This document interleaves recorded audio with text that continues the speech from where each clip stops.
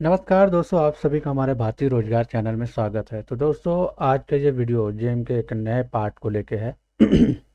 तो first of हमारा dashboard overview ये सब चीज़ें हमने लॉगिन करके बताया था। बहुत सारे लोगों को अभी तक सर्च करना नहीं आता। पहली बात, अगर विदाउट लॉगिन किए आपको कैसे अपने एरिया में कौन कौन सी टेंडर्स आए हैं, गवर्नमेंट टेंडर्स, इसके बारे में जानना है। बहुत सारे लोग कमेंट कर रहे हैं, इसलिए ये वीडियो ये पार्ट बन रहा है। तो यहाँ पे मैं आपको बताने जा रहा हूँ कि जेम पोर्टल में कैसे अपने लोकल एरिया में गवर्नमेंट टेंडर्स आए हैं, कौन से फील्ड में, कौन से गवर्नमेंट ऑर्गेनाइजेशन में कितने टेंडर्स ओपन हुए हैं, ये हर चीज़ आज मैं आपको बताऊंगा। और कैसे सर्चिंग करते हैं ये चीज़ें बताऊंगा। तो फर्स्ट ऑफ दोस्तों, जो भी हमारे इस चैनल में नए हैं वो चैनल को सब्सक्राइब कर लें, बेल आइकन को क्लिक कर लें, ताकि जो भी वीडियोस हम अपलोड कर रहे हैं जेम से रिलेटेड या गवर्नमेंट टेंडर्स या रोजगार से रिलेटेड, जॉब से रिलेटेड, बिल्कुल आपको नोटिफिकेशंस के रूप में मिलती रहेंगी। तो फर्स्ट ऑफ जेम पोर्टल का ये इस तरीके से बेसिक डैशबोर्ड ओपन होता है, होम पेज बोल सकते हैं। तो यहाँ होम पेज कुछ इस तरीके से रहता है दोस्तों, मैं आपको बता दूं। जेम पोर्टल पे ये इनका होम पेज है। ये वाले होम पेज पे आपको लिस्ट ऑफ बीट दिख रहा है। बीट वाले सेक्शन पे लिस्ट ऑफ बीट पे जाएंगे।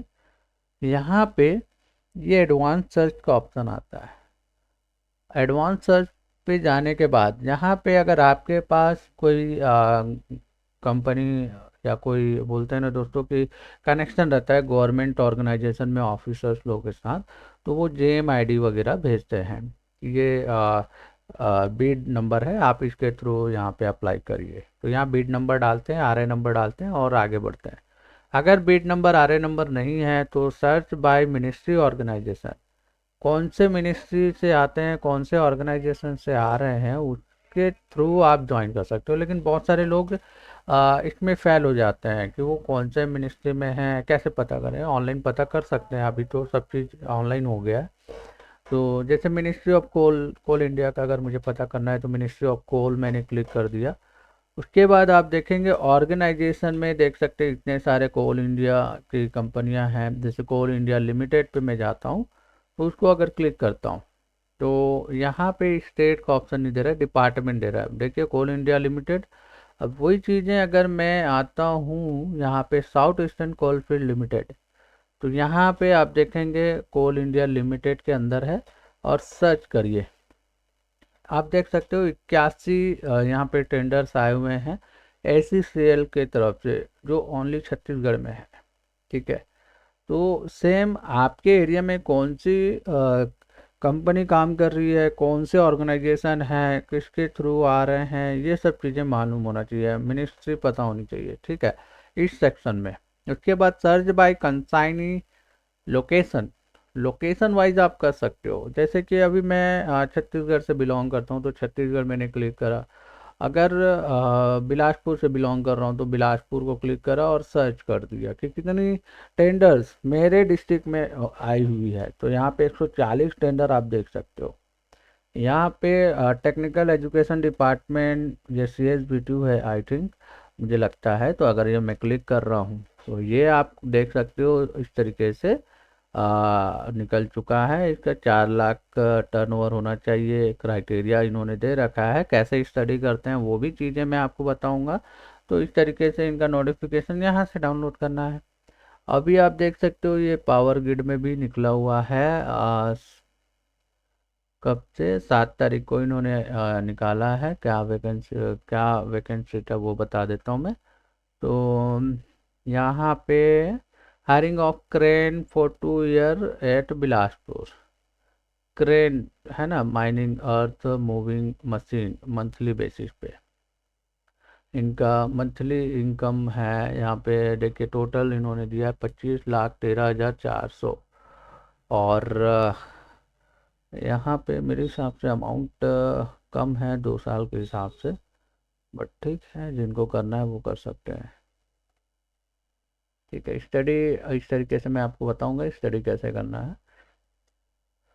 तो ये अलग अलग डिपार्टमेंट वाइज इन्होंने दे दिया है। टोटल 140 यहाँ पे दिख रहा है बिलासपुर सेक्शन में। ठीक है, अभी हम आते हैं कोरबा सेक्शन में। यहाँ पे सर्च कर लो आप कोरबा सेक्शन। तो यहाँ पे 65 देख सकते हो, 65 सब कोल इंडिया है। मिनिस्ट्री ऑफ पावर का ये एक एनटीपीसी बोल सकते हैं, एनटीपीसी का है। और इस तरीके से आप देख सकते हो यहाँ पे बहुत सारे टेंडर्स ओपन हुए हैं। कई जगह एसी के लिए है, तो कई जगह वायर टायर के लिए है। और भी मैं आपको बता देता हूँ। आप जिस फील्ड में काम करते हो ना दोस्तों, उस फील्ड के यहाँ पे टेंडर्स आते हैं। जैसे देखिए ऑनलाइन यूपीएस बैटरी 10 kVA का इनको देना है 6 नोड में। तो आप यहाँ से इनको सप्लाई करो और उठा लो अमाउंट वगैरह। ठीक है, अभी आप देख सकते हो सिक्योरिटी मैन पावर सर्विस यहाँ पे दिया हुआ है। प्लास्टिक बॉलिंग मशीन यहाँ पे डिपार्टमेंट ऑफ पंचायती राज में। अभी बहुत सारे टेंडर्स ऐसे ही आते हैं दोस्तों। लोग यहाँ पे जो फिलहाल अभी बेरोजगार हैं वो भी अप्लाई कर रहे हैं, जो रोजगार में है वो भी अप्लाई कर रहे हैं।